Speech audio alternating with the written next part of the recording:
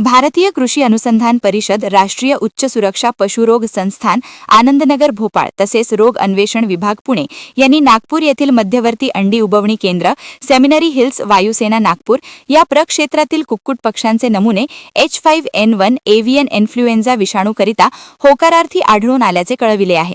त्यामुळे या केंद्राच्या आसपास 1 किलोमीटर त्रिज्येतील परिसर हा बाधित क्षेत्र तसेच बाधित क्षेत्रापासून उर्वरित 9 किलोमीटर त्रिज्येतील परिसर केंद्र हा निगराणी क्षेत्र म्हणून घोषित करण्याची अधिसूचना जिल्हाधिकारी तथा आपत्ती व्यवस्थापन प्राधिकरणाचे अध्यक्ष डॉक्टर विपिन इटनकर यांनी जारी केली।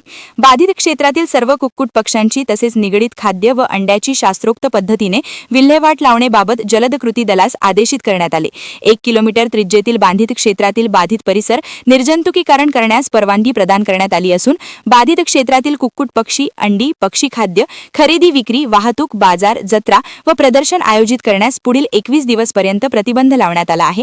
त्या अनुषंगाने बाधित क्षेत्रामध्ये सर्व प्रकारच्या पक्ष्यांची ने-आण करण्यास प्रतिबंध करण्यात येत आहे।